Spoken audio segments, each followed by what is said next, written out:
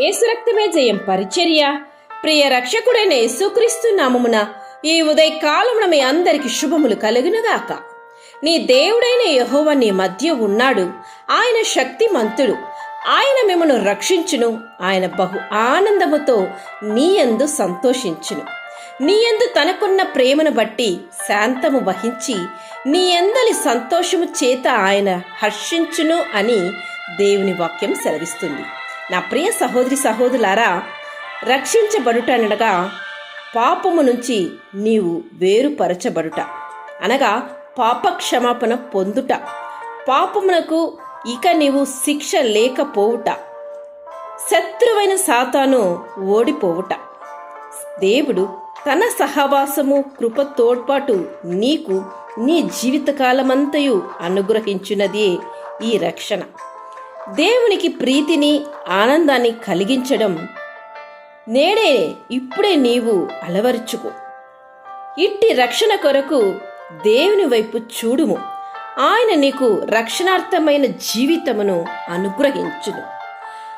ఆయనకు ప్రీతికరమైన పాత్రగా ఆయన నీయందు సంతోషించులాగన నీవు నీ జీవితాన్ని సరిదిద్దుకో.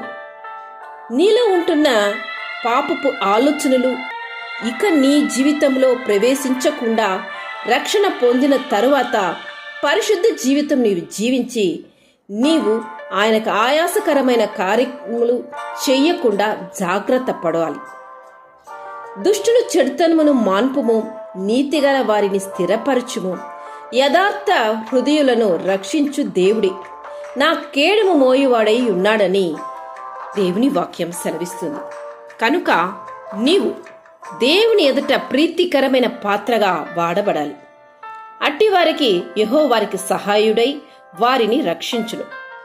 వారు యెహోవా శరణగొచ్చి ఉన్నారు కనుక ఆయన భక్తిహీనుల చేతిలో నుండి వారిని విడిపించి రక్షించునని దేవుని వాక్యం సెలవిస్తుంది.